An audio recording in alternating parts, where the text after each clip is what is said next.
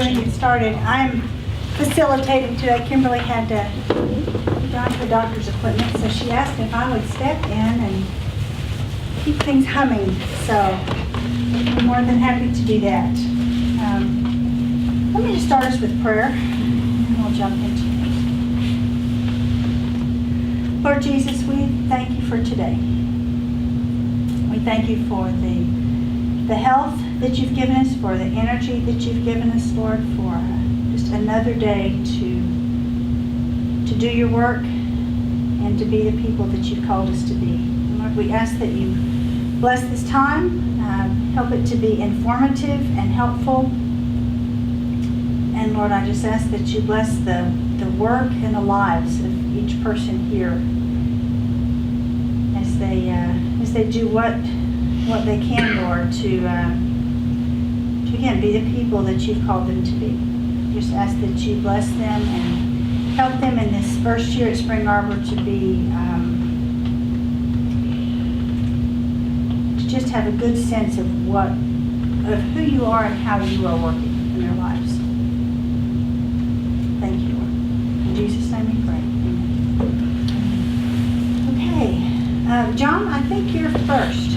That's what we So agreed, yeah. John Hawthorne is going to inspire and inform us about the joys of accreditation. They set up the camera pointing this way for recording purposes. Oh, okay. So can you come over here? Would that work for you? I can. Thank you.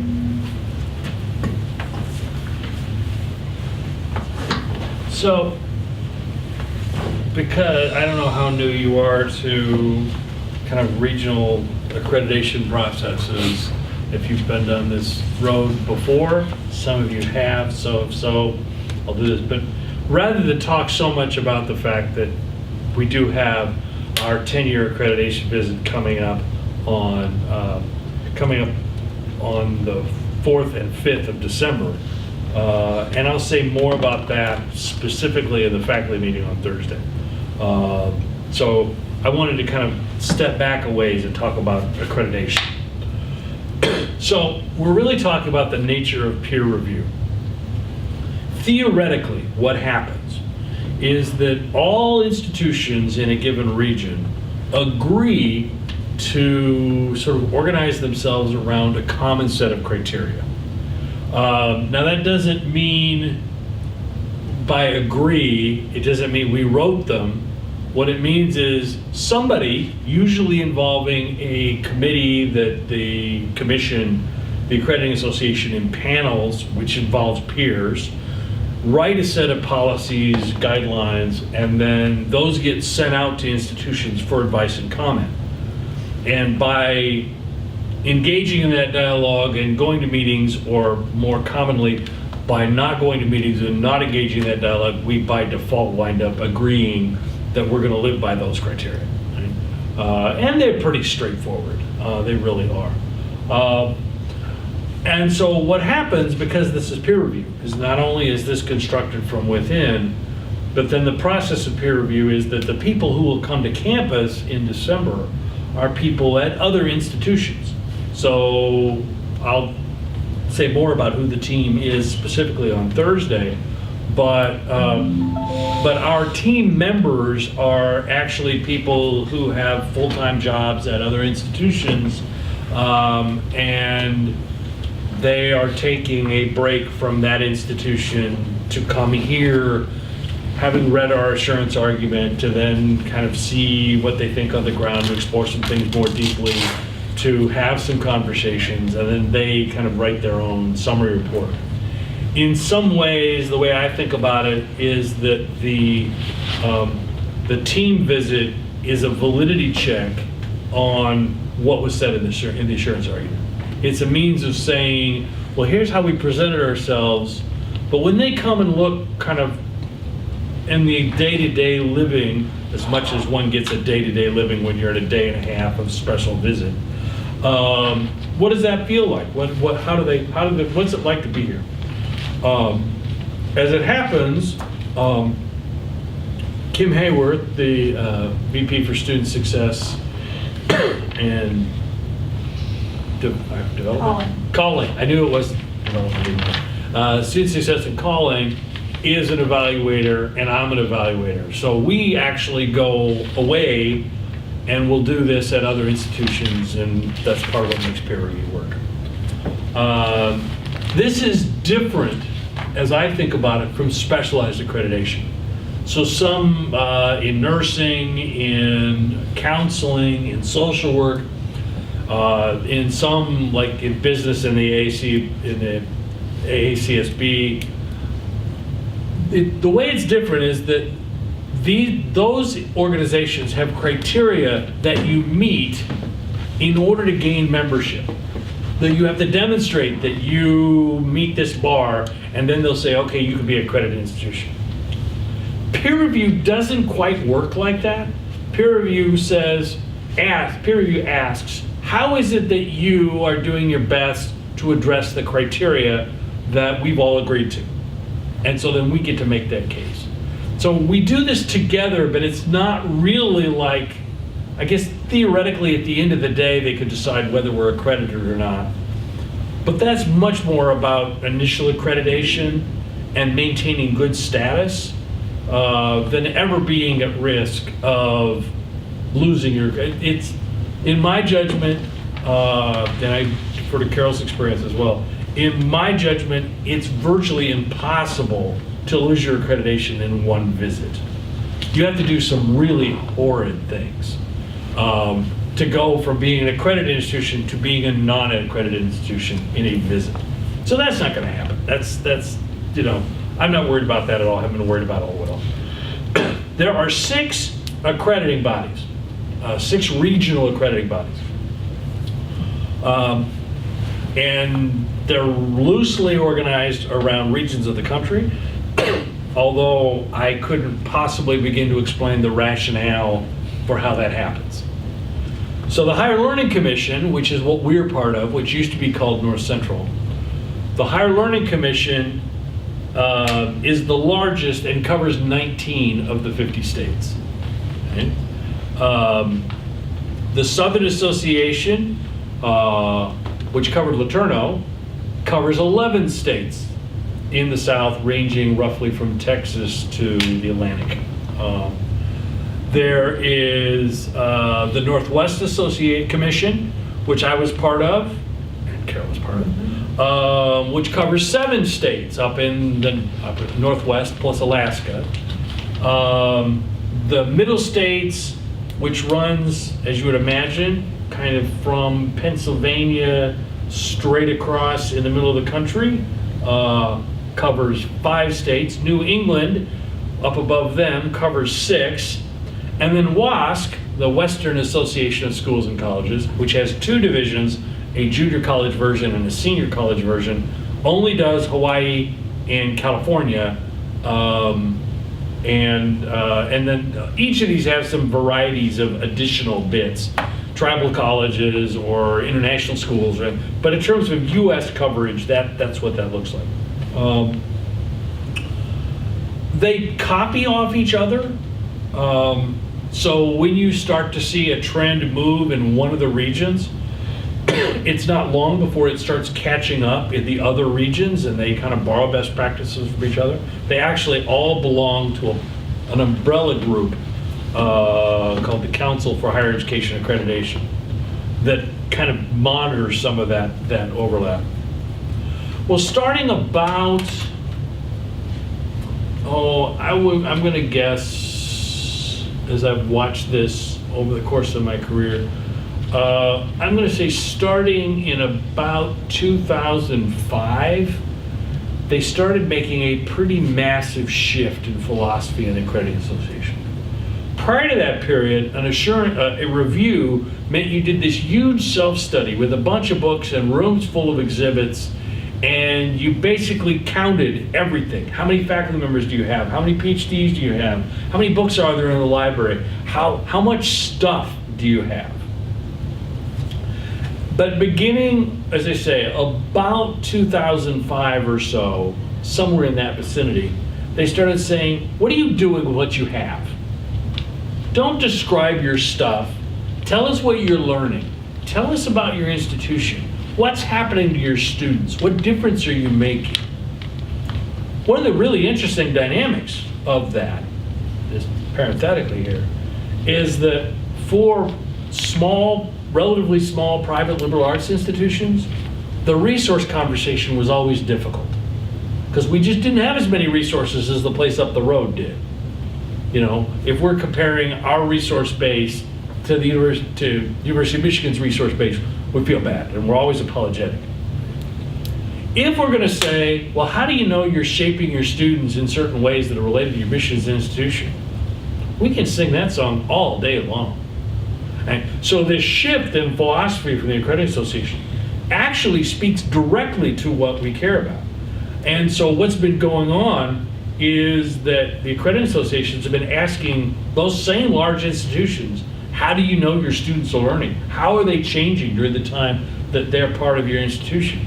And I think some of those large schools are having to struggle to try to figure out how to answer that question because they're not used to asking those questions. We've been asking that, we've been given that story for a very long time, as I'll say in a minute. So there's this shift to how do you know what you're doing makes a difference, and as you're considering these various criteria, how does that work?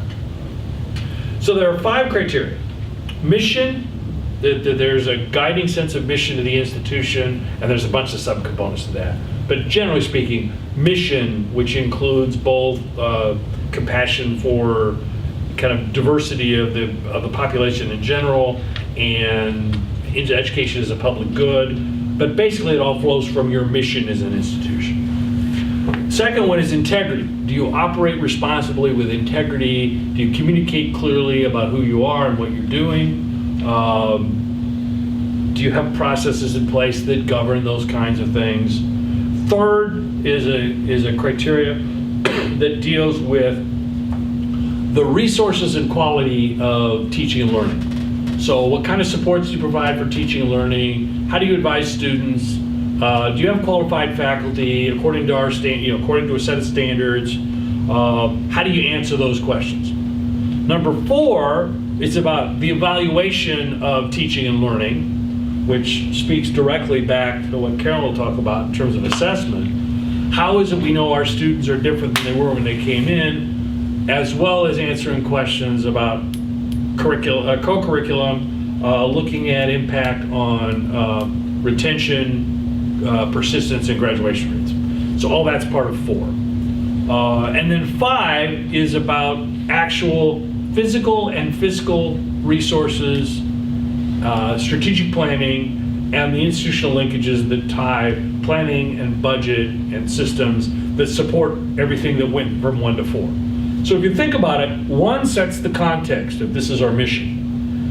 5 sets the resource base for how you perceive that mission. And 2, 3, and 4 all have to do with how we go about making the linkage between the mission and the resource base, and resource and planning base.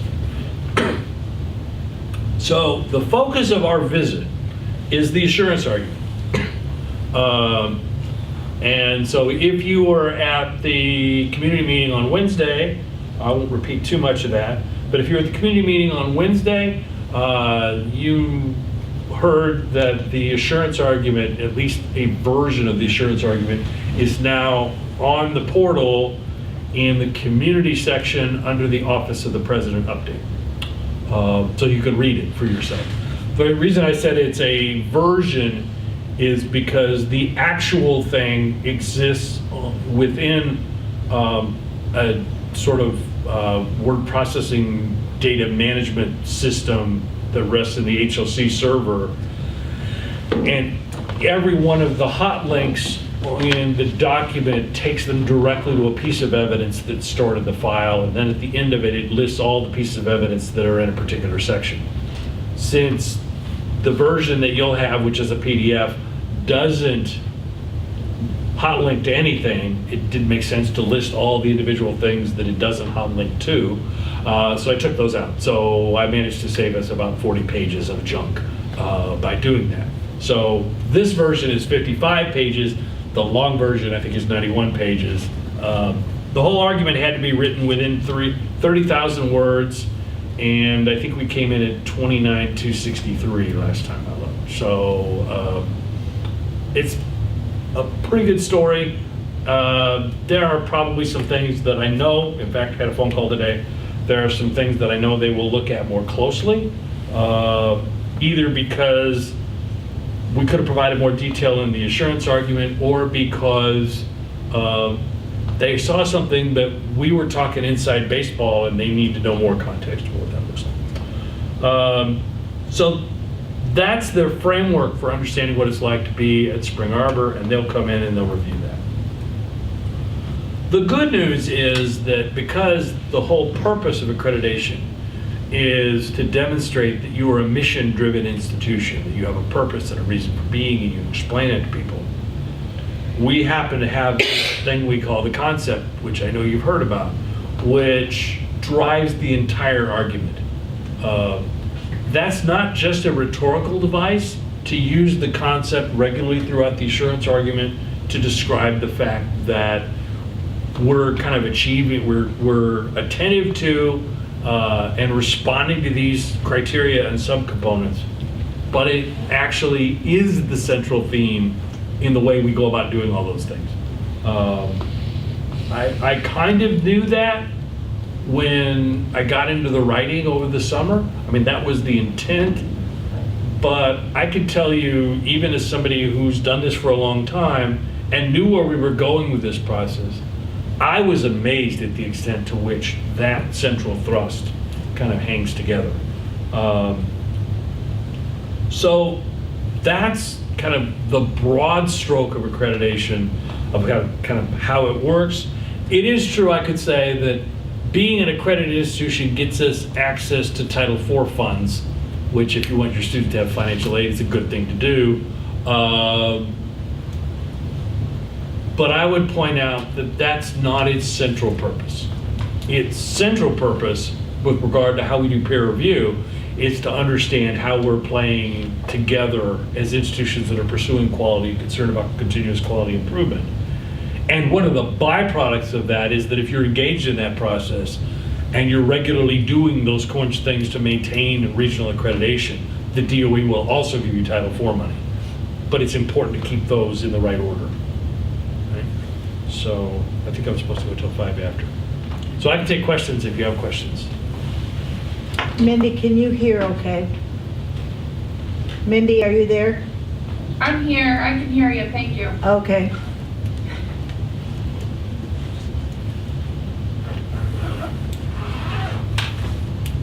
I guess you did great. Okay, thank you. Appreciate it. So linked with accreditation, as John said, is assessment and that process. So Carolyn, will you give us a sense of Sure. assessment and how Spring Arbor goes about it? That's exciting. Hi, I'm Carolyn Lindley, and I'm the assessment coordinator here at Spring Arbor. I don't know you, and so if you don't mind, I'd like to kind of get to know each other. And I know Carol has a challenge with all the new faces that she has to learn too. So if we could just kind of reintroduce ourselves, I think that might be good. Like I said, I'm Carolyn Lindley. I've been here at Spring Arbor since 1995. I've been in assessment for the last 7 years. So why don't we start with those of you who are online? Sherry? Sherry, are you there? Okay, There she is. There she is. there she is. Hi, Sherry. You're muted. We can't hear you. You're muted, hon. Can we hear you now? No, still can't hear you. I'll introduce Sherry for Thank her. you. You do that. Oh, there you go. I can hear her. I don't know if they Okay, we can hear you now. Okay, well, I'm Sherry Gillespie, and I am the simulation coordinator for the nursing department, and also faculty. Wonderful. Nice to meet you. Mindy, tell Hi. everyone which area you teach in again. Yep, I'm Mindy Rice, and I am the director of the BSN program pre-licensure here on campus. Okay. Okay, go ahead. My name is Mitch Ziegler. I'm Associate Professor of Health Exercise Science. I'm also the Clinical Director of Physical Therapy Services. Okay. Hi, Mitch. Mike Neidiger, I teach chemistry. Chemistry, okay. Katie Quinn, I'm in biology. Biology, okay. So we have a bunch of science Bunch of people. science people. that's Bunch right. of science people That's today. right. Where's everyone else? Okay.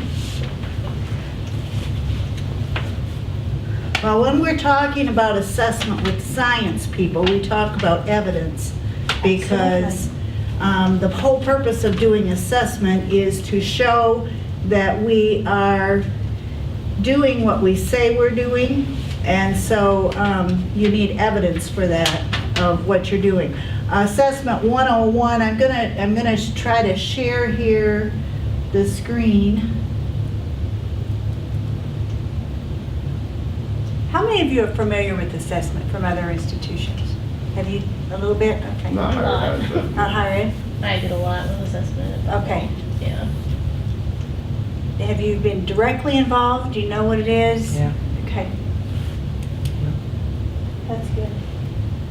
Okay. Those of you at home, can you see this or Sure. Everyone's on the slide? Did I lose the Zoom, folks? Oh, I can see it. Okay, great. All right, let's go from the beginning here. Slideshow from the beginning. Come on. Okay. Assessment 101 basically is what we're calling this just because you're all new to Spring Arbor, but it doesn't mean that you're freshmen, okay? So don't be offended by that title. Basically, this is just an overview of what assessment is and how we do it here at Spring Arbor, because most places it's pretty universal, but Spring Arbor may do something just a little different than way somebody else does. I do not know why that is doing that. See if I can get rid of it. Close something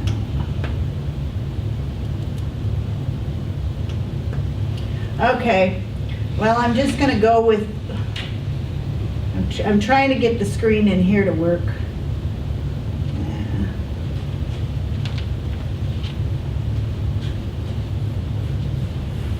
I'm not a PowerPoint expert, and I'm not a Zoom expert, that's for sure.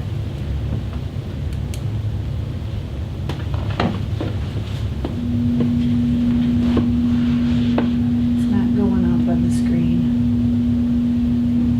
Okay, I'm just gonna run through it, and you won't be able to see it, but you can hear it anyway. Okay, the assessment software system that we use is called WEAVE. And I don't know if any of you are familiar with WEAVE, but it's an acronym that stands for Write Expected Outcomes, Establish Criteria for Success, Assess Performance, View Assessment Results, and Effective Improvements Through Action. And so when you do assessment, it's a cyclical process. Assessment will enable you to take a look at what you're doing. You start with a mission statement, and your mission statement defines what the program is about. And your mission statement basically should be your purpose, why you exist. From your mission statement, you establish overarching goals. These are broad-ranged goals. I want our department to, and it can be pretty broad-based, not very narrow. And then from your broad-based goals, you establish learning objectives. Your learning objectives are going to be, I expect my students to be able to, and what you want to do is when you're doing assessment, is to look at a graduating senior. And a person who graduates will be a person who should have, after having been through your program, be able to have a certain level of competency. And so you look at your graduating seniors and you say, okay, I want this graduate to be able to do such and such. And so that's how you establish what your learning objectives will be in your assessment plan. Carolyn, Mhm. are we talking about programs now, like department programs, or is this also relevant to classes? I mean, what? Okay, we're not talking on the class level. Okay. At this Okay. point, we're talking Program about level. program levels, majors, Okay. basically, major level. Okay. Then from the mission statement and the goals, objectives, you're going to narrow it down to tasks or measures. How am I going to measure success? How am I going to prove, or what tool am I going to use for evidence that I am doing what I say I'm doing? And so you're going to look at maybe a focus group, or you're going to look at a presentation, or you're going to look at a writing assignment, or you're going to look at a final exam, or it can be any one of a number of things that you do within the classroom, or a practicum, or a standardized test, which would benchmark with other schools, universities. So there are a number of things that you can use in your tools or your measures. And then from your measures, you are going to establish what success looks like. What's your target going to be? And so you're looking at, okay, I realize that not everybody in my class is going to be a straight A student. They're not all going to be able to achieve this competency at the highest level. So what is acceptable to me? What is my goal for that student, for, you know, the class as a whole? And so you might say, well, I would like 80% of the students in my class to be able to do this at this competency level. So you are looking at perhaps using that as your goal, or you might say, I want everyone in the class to be at a C or above, 100% at a C or above, or you can set your goals for your targets for where you want the competency to be. So your assessment plan measures your success. At the end of the school year, at the end of the academic year, then what you do is you pull out your assessment plan, and hopefully you've been collecting all of the data throughout the year, and a lot of it is on Blackboard because you have some of your assignments on Blackboard.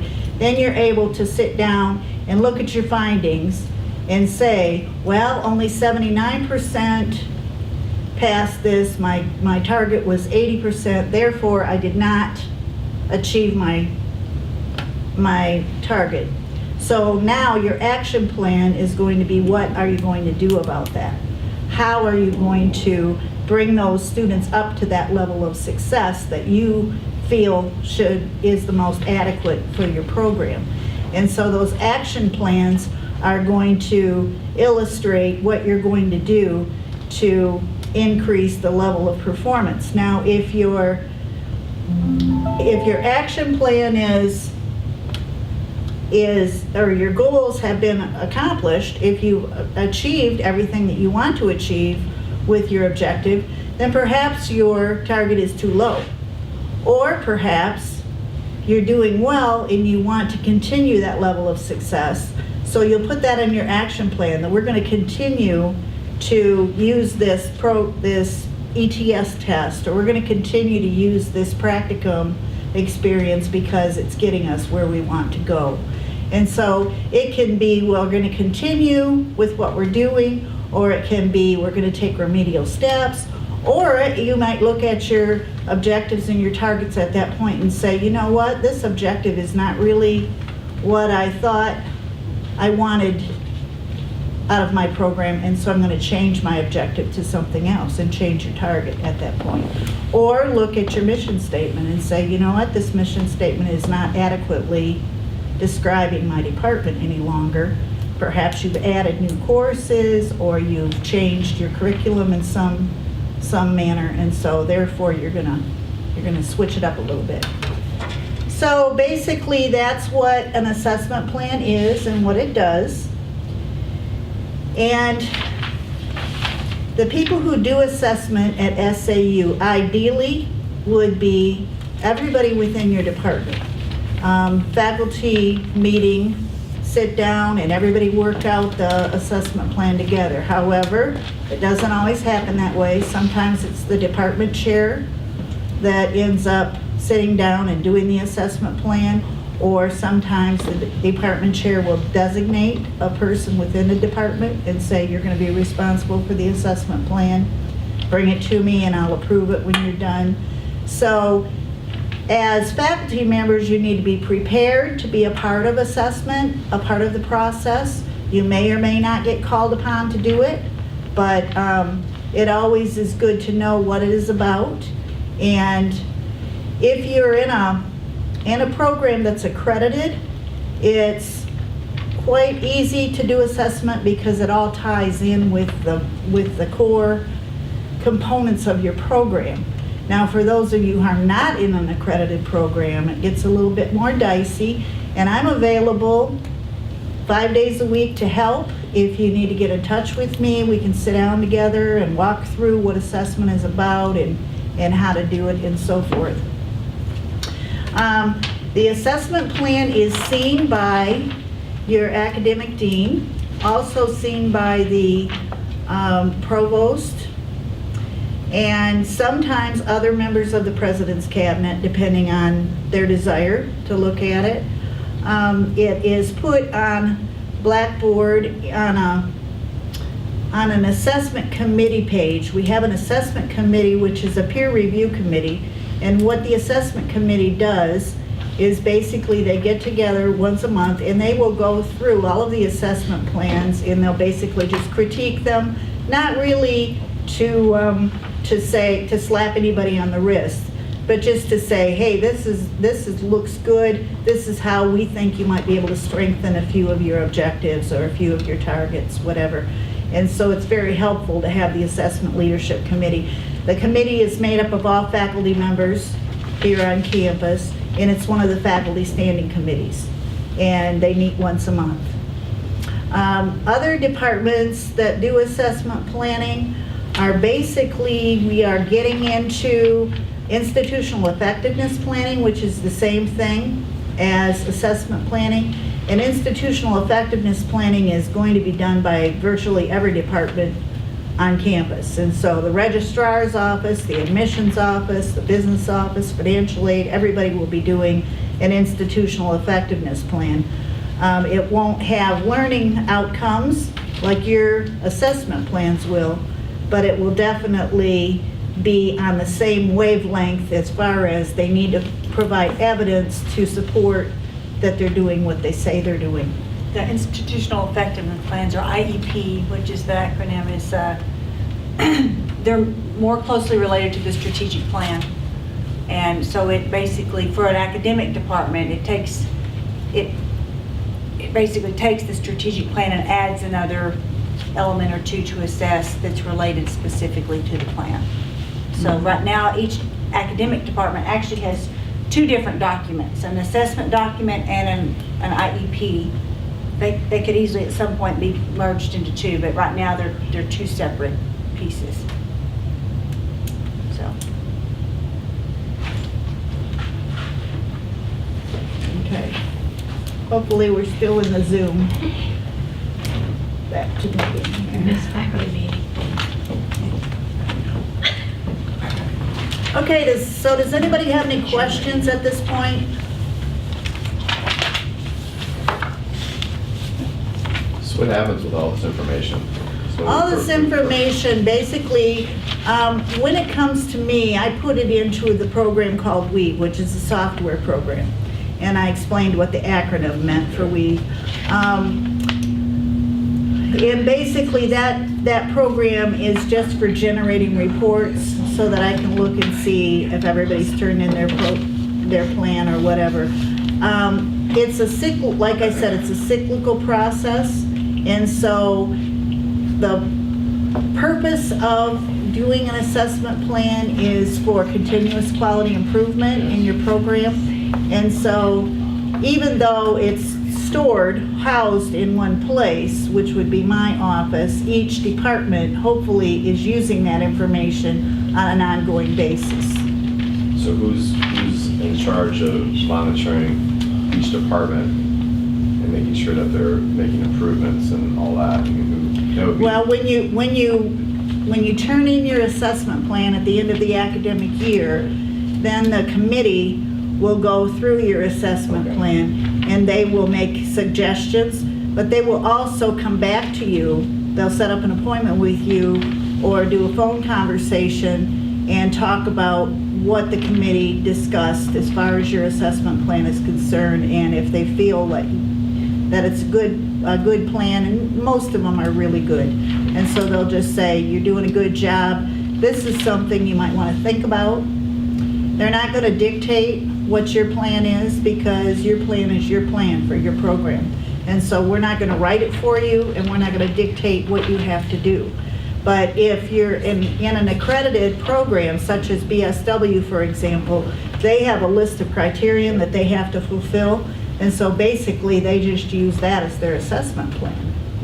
But Academic Affairs signs off as well. So Academic Affairs does have to have oversight over those departments to make sure that there is quality improvement happening, and in the IEP element, even stronger than the regular assessment, there is a budget column that there can be budget requests made through that process as well. So if there's a hole or a limitation in your ability to do that program effectively, there can be a request for funds communicated through that process too. But the short answer is Academic Affairs make sure that the accountability is there. Isn't it used for accreditation too? Yes, it's a, And the that's, big thing is you want to use it for the Higher Learning Commission right, accreditation. right, that's, Right. That's the big thing. And they're going, when they come in on December 4th and 5th, and right now, as they're looking through the assurance argument, they're looking to see what documentation we have and what assessment plans are completed and so forth. And so if there's questions, they may call in certain individuals, and say, I see on your assessment plan that you're saying this, and I need clarification or whatever, so. So between the committee and academic affairs, they're going to steer us to make sure that we're going to meet the requirements for the Learning Commission, to make sure that we're on target for that. yes. But they're not, that's the intent. but they are not going to, if you put things on your assessment plan that aren't going to maybe aren't going to allow you to become accredited through an accrediting body, that's not really our responsibility. It's your responsibility as the program director. Absolutely. Yeah, we want to make sure that everybody is doing assessment well enough that there's not a problem with accreditation Yes. or something like that. Okay. Mhm. So basically, it's just a checks and balance system. Yeah. Do you have any questions, ladies? Are you still there? I'm wondering if I cut them off. You didn't cut me off on here. Okay. No questions. Thank you. Okay. I think assessment's one of those necessary evils. It seems very cumbersome when you first start doing it, and you're thinking, man, I wish I didn't have to do this. But if you can really get into the spirit of it and really understand that it's a tool that you can, it forces you to be a little more disciplined, to think through what am I really trying to do, and to measure it, and then to really think about, okay, did I do this, and how am I going through? If you're diligent to close the loop at the end and say, okay, I didn't do that as well as I should have, so here's how we need to adjust or whatever, that's when it really becomes valuable. But it's more of an attitude, I think, more than anything else. And as far as how also, when effective it you've is. done it for 3 or 4 years, and you can look back and see growth in the program. You can see how maybe that first year you didn't quite hit the target, but then the next year you barely hit the target, and the next year you did a little better job, and you exceeded the target. And so it gives you a longevity study after you've done it for a few years. But then also, you might all of a sudden have a drop one year, and maybe there are extenuating circumstances that cause that drop, but it gives you the ability to look at it and say, okay, why is this happening? And what do we do to correct course? To me, it's like exercise.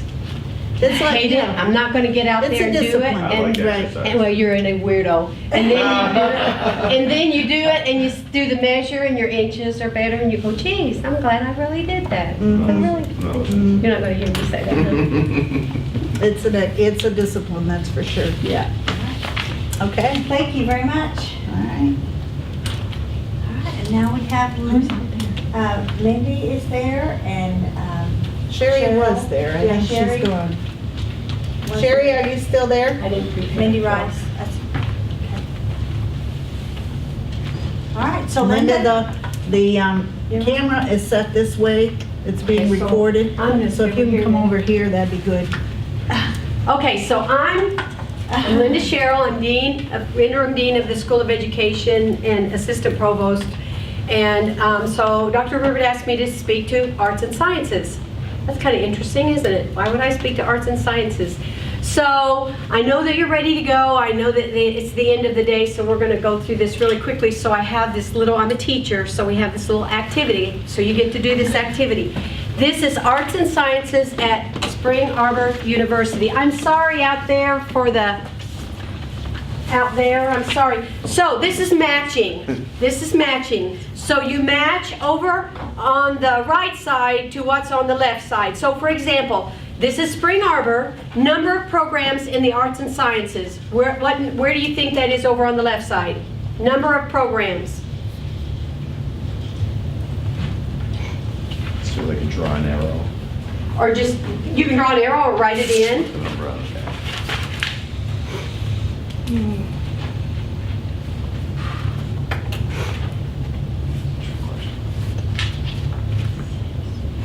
A Christian life, what would that be?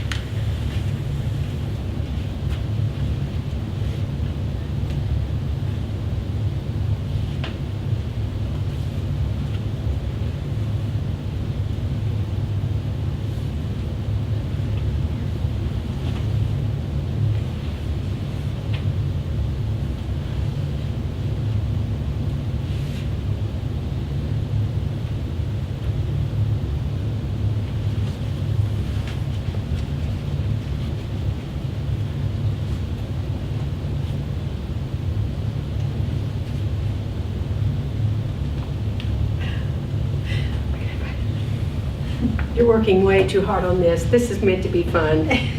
Look at this. You're really concentrating. Iron on it. What? Another day.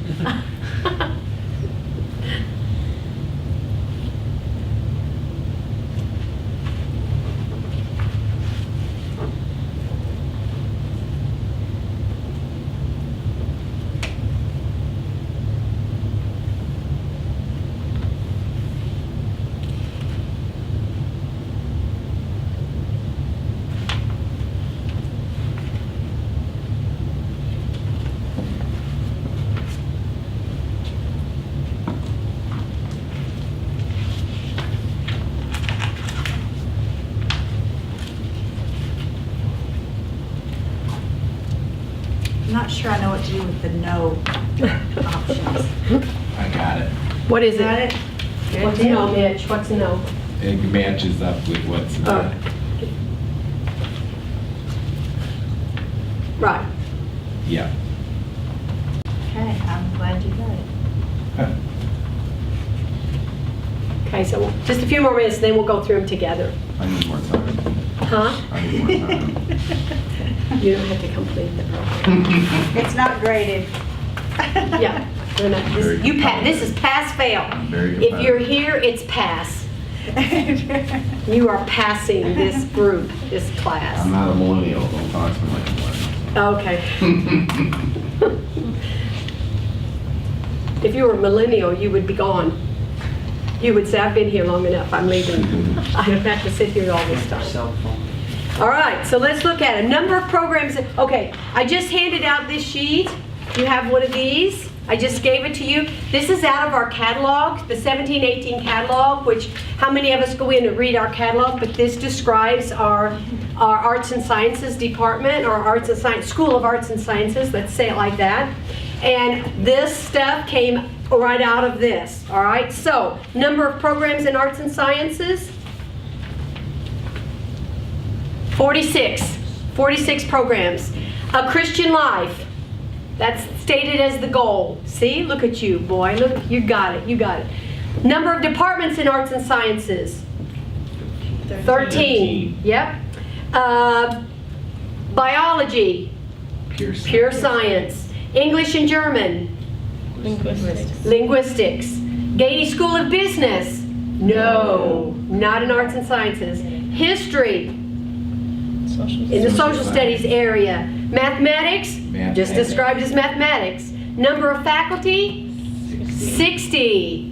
And if you look at this, we were going to do another activity, but this, for your information, these are the programs and the departments.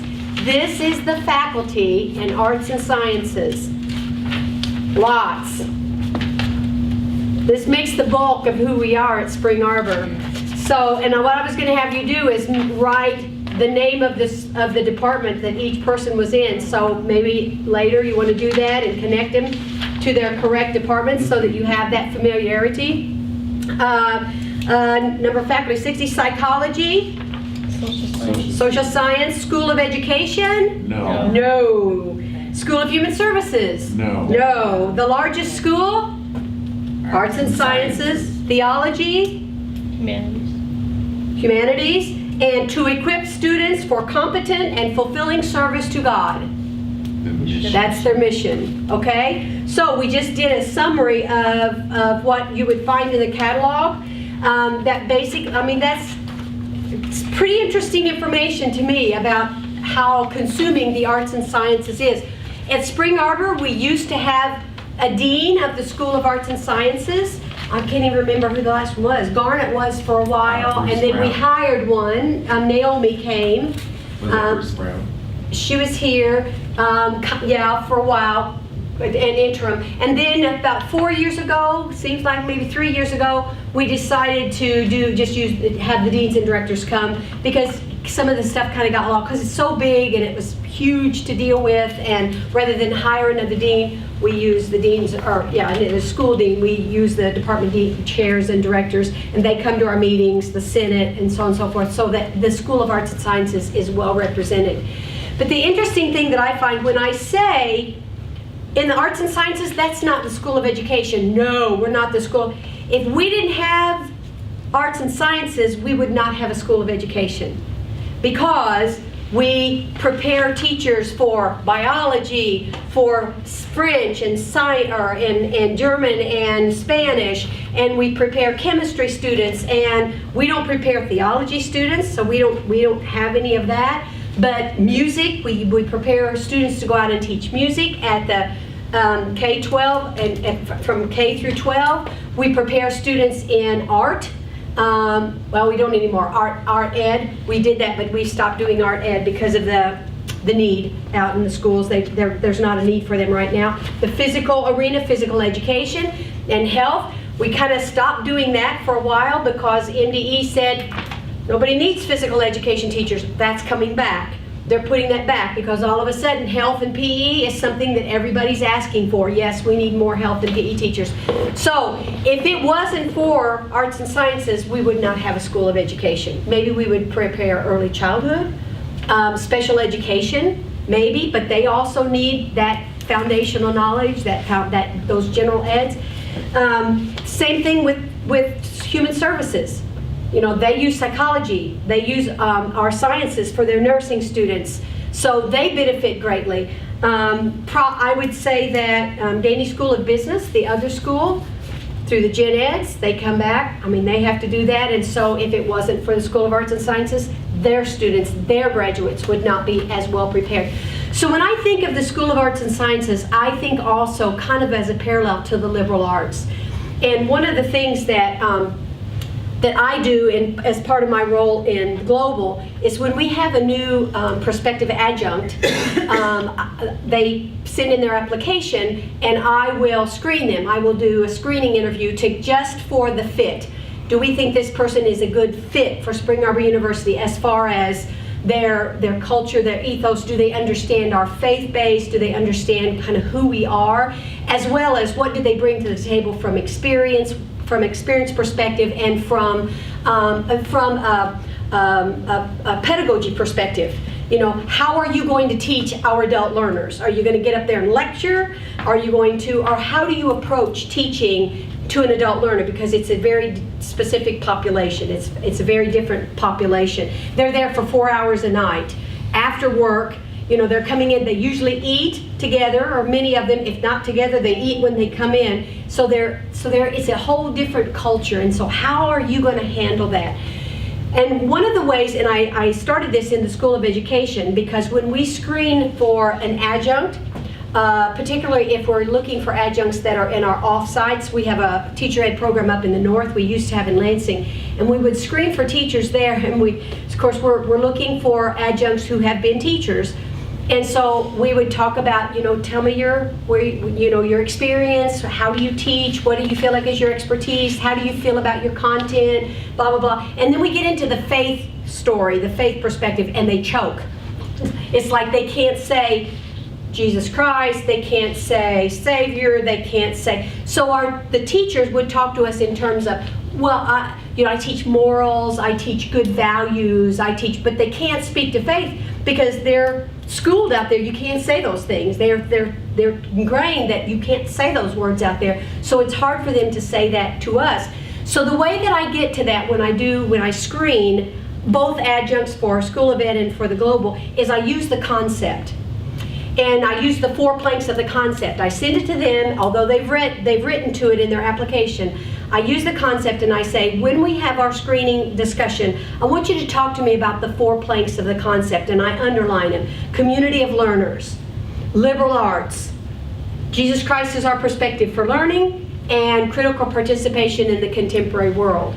One of the things, usually no problem with our adult adjuncts with Jesus Christ as a perspective for learning. They get it. They get right into it. They're not afraid to talk about it. A lot of them start with, I've gone to church all my life. I'm very active in my church. I was raised a Christian. And eventually they get to, I became saved at such and such, or I try to live like Jesus would want me to live. And so they use the words, but they get hung up on the liberal arts.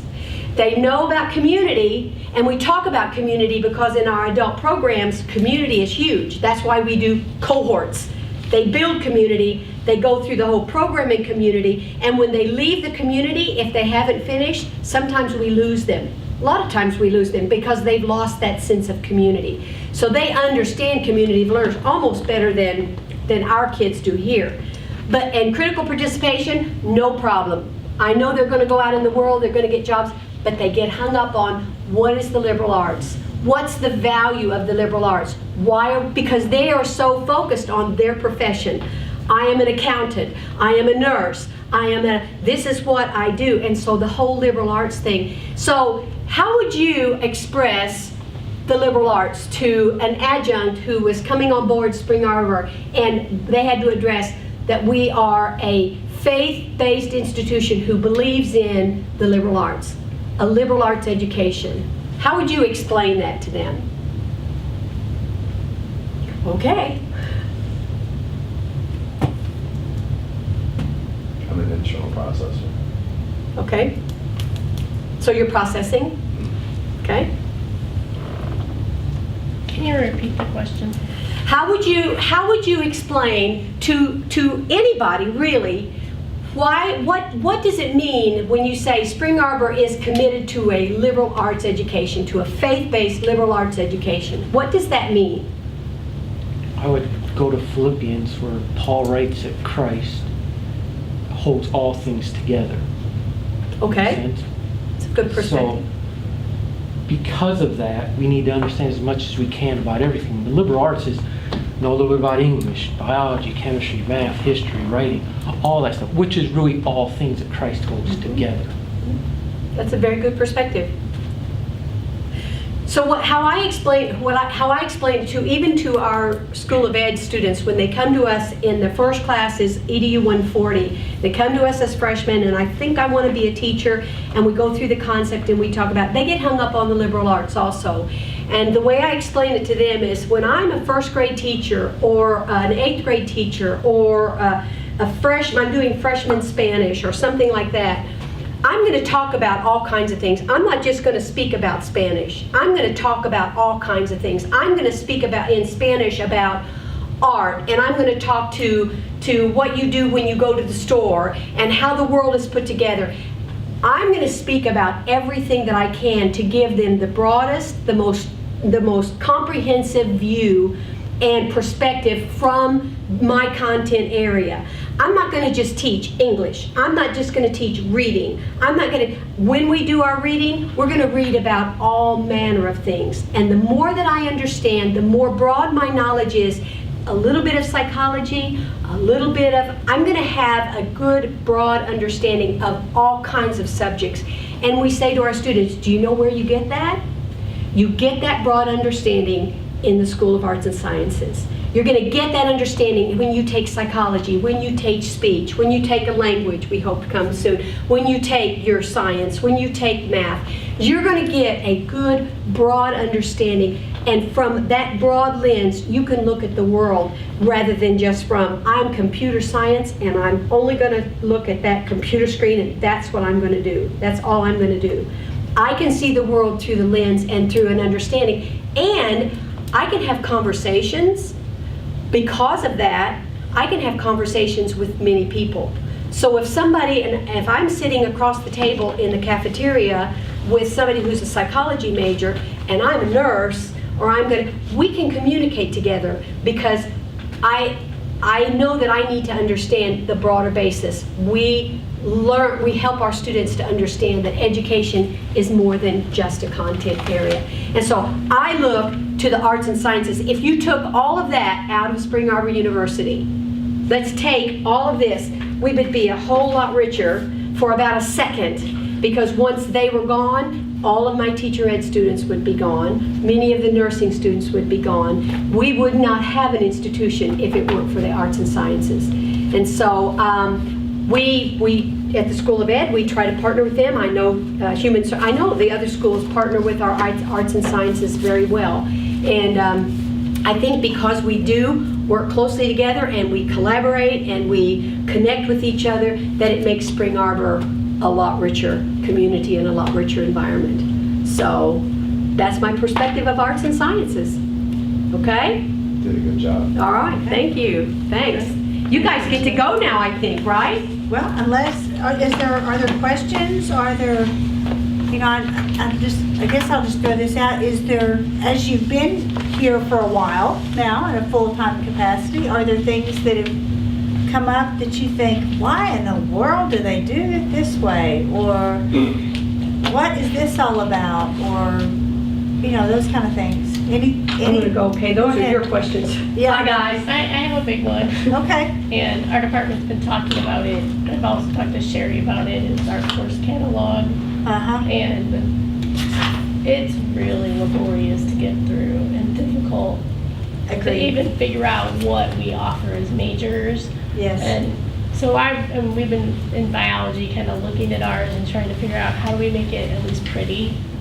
So User-friendly. pretty and user-friendly so that students actually know what we're offering if Right. they look at the course catalog, because it's not clear, and I think that's something that really needs to be fixed. I And agree. Sherry and I had that conversation too. Yeah. Like, And I think that's actually a piece of her IEP, her institutional effectiveness plan. She has a goal this year to clean some of that up, so it is a little. I mean, if I was an advisor, I'd be like, what in the, I can't even. It is a little make any bit sense out difficult of it, to make sense of. So, There's been, from what I understand, quite a bit of turnover in the registrar's office, in the registrar's position over the last few years, especially I've before never seen Sherry. a course catalog structured the way this Yeah, it program is. structured. It's very bizarre. It is a little different than what I'm used to as well. So, yeah, I think that's but I'm glad you're in conversation with Sherry and Yeah. that your department's. She was doing very it. happy that I was like, I want to fix this. Can Yes. you fix this? Yes, It's, that's it's just not, it's not super helpful. having more definition, because you want a catalog to be very user-friendly to students too, so that the students can go and look and say, I mean, we have like an environmental biology major, and like we've had students be like, "Oh, I'm leaving because you don't have environmental biology," but we do. It's even in the book. You It's just just you can't hard to find it find. because the way it's such a mess. So okay, okay. yeah. That's a good point. Any other questions, observations? Maybe not, but I at least wanted to ask, so.